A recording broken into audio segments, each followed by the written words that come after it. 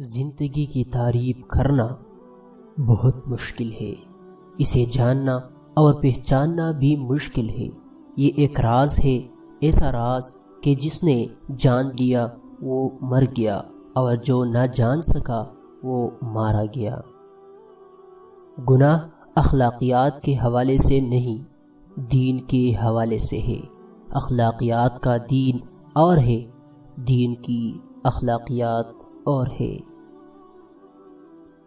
نیت کا گناہ نیت کی توبہ سے معاف ہوتا ہے، عمل کا گناہ عمل کی توبہ سے دور ہوتا ہے، تحریر کا گناہ تحریر کی توبہ سے ختم ہو جاتا ہے۔ ایک آدمی اپنے کسی عزیز کی موت پر رو رہا تھا۔ لوگوں نے کہا صبر کرو، اب رونے سے کیا ہو سکتا ہے؟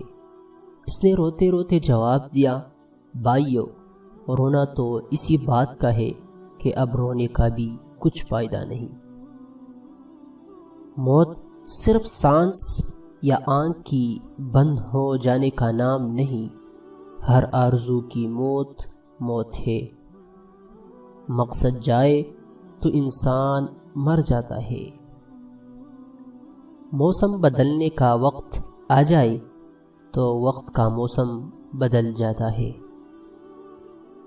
لامحدود آرزوئے محدود زندگی کو عذاب بنا دیتی ہے۔ امیر کی بحث نہیں، ہر انسان بیک وقت امیر بھی ہے اور غریب بھی۔ جو اپنے نصیب پر خوش ہو وہی خوش نصیب ہے۔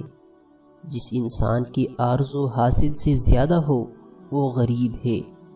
اچھا امیر بھی بہت اچھا ہے، برا غریب بھی بہت برا ہے۔ مبلغ یقین سے محروم ہو تو تبلیغ تاثیر سے محروم ہو جاتی ہے۔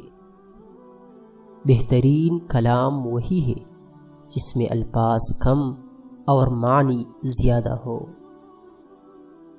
جو انسان اپنی نگاہ میں معتبر نہیں، وہ کسی سے اعتبار کی امید نہیں کر سکتا۔ اتنا تو معلوم ہے کہ ہم جلدی میں ہیں، ہمیں کس بات کی جلدی ہے یہ معلوم نہیں۔ واصف علی واصف سے کسی نے پوچھا کہ کوئی ذکر بتائیے جو پڑھا کروں۔ فرمایا، طوطا جتنا مرضی ذکر کر لے طوطا طوطا ہی رہے گا۔ ذکر کرنے سے جنس تبدیل نہیں ہوتی۔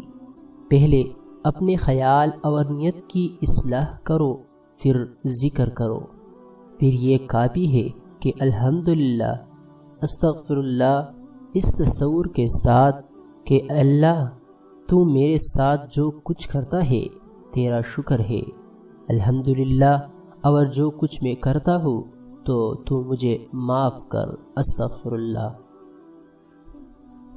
کائنات کی بڑی بڑی مضامین میں نہ پڑو، بلکہ چھوٹی چھوٹی باتوں پر توجہ دو۔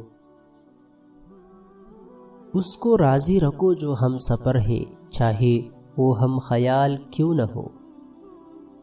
نفس کو اکسانے کا عمل آنکھوں سے شروع ہوتا ہے، لہذا اپنے نگاہیں نیچے رکھو۔ ہمیں بہت زیادہ علم کے مقابلے توڑے ادب کی ضرورت ہے۔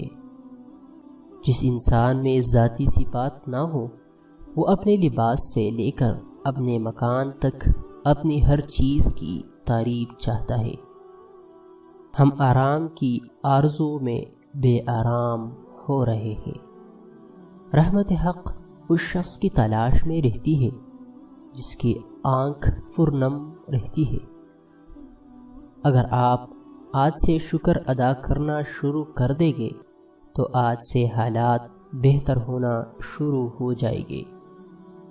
ایک دوسرے کے حقوق کے احترام سے ہی ہمارے معاشرے میں قیام پیدا ہوتا ہے۔ اللہ کے خوف سے وہ کام اپنی زندگی سے نکال دو جو اللہ تعالیٰ کے خوف کا سبب بنتے ہیں۔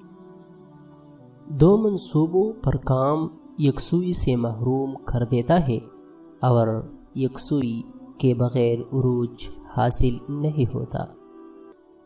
لوگوں سے الگ رہ کر سوچو گے تو لوگوں سے الگ سوچ مل جائے گی۔